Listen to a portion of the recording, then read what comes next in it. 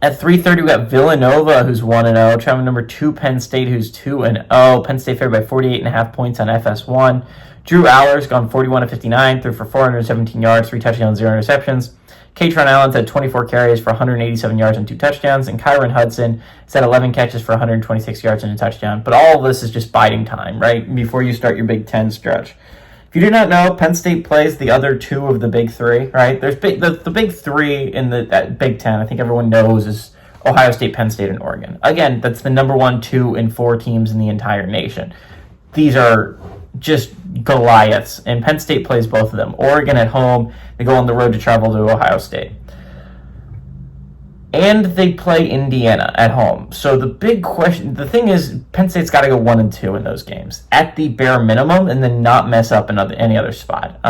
The chances are that Penn State, if they beat Oregon, are putting themselves in a very good spot. But that's what this whole thing is for, right? All of these 3 out of conferences that are nobodies, the bye week, all of this leads into week 5 when they're going to play Oregon in one of, if not the biggest game of the week, maybe of the entire year. It's going to be an absolutely massive Big Ten championship rematch, right?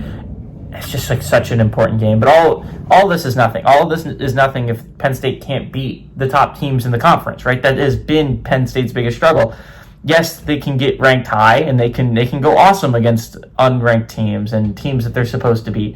But can they beat the Ohio States of the world? Can they beat the Oregons of the world? They haven't shown the ability to do that yet. And this is a big chance for them coming up. Again, this is a nobody they're playing. Penn State typically handles the nobodies pretty well. They never cover, though, which is something that's very interesting. So if you're going to bet on this game, it's not like a suggestion of mine to bet on this game. You're going to want to hit Penn State to not cover. You want Villanova to hit that cover. I don't think Penn State can win by 48.5. It's just not in Penn State's DNA to run up a scoreboard against inferior opponents like out-of-conference opponents. Now, in-conference opponents, they did against Maryland last year, but Penn State just has not been able to run up the scoreboard on like the FIUs of the world, and even the Nevadas of the world. Penn State has just not been able to do it. So if you're going to bet on this game, I go Villanova to cover. I like Penn State to win outright, though.